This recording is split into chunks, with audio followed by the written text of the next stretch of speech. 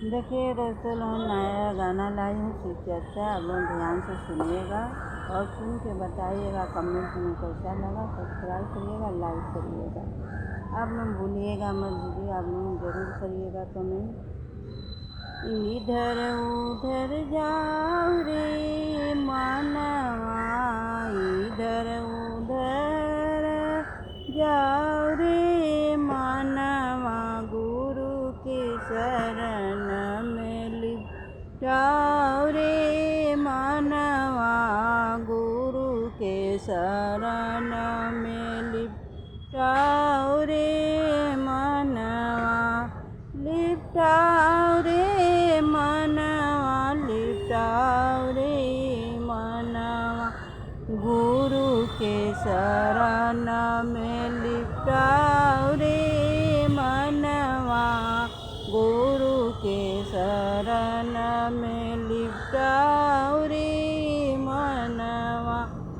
उधर उधर जानी जाऊ रे मानवा, इधर उधर न जाओ रे मानवा, गुरु के शरण में लिप जाओ रे मानवा, गुरु के शरण में लिप जाओ रे मानवा। दूसरा में चर्चा करूँ जाऊ रे मानवा, पहिला में दया मांगी जाऊ रे मानवा, पहिला में दया मांगी जाऊ रे मानवा, गुरु के शरण में लिप जाओ रे मानवा, गुरु के शरण में इधर उधर जानी जाओ रे मानवा, इधर उधर जानी जाओ रे मानवा, गुरु के शरण में लिप जाओ रे मानवा।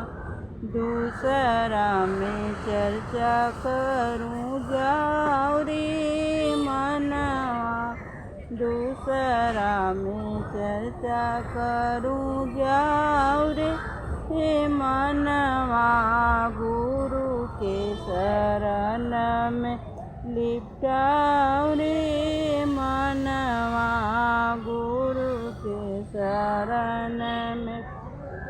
तीसरा नमन करूँ जाओ रे मानवा, तीसरा में चर्चा करी जाओ रे मानवा, जाओ रे मानवा, गुरु के शरण में लिप जाओ रे मानवा, गुरु के शरण में लिप जाओ रे मानवा, इधर उधर मन जानी जाओ रे मानवा, इधर उधर मन जानी जाओ रे मानवा, गुरु के शरण में लिप जाओ रे मानवा,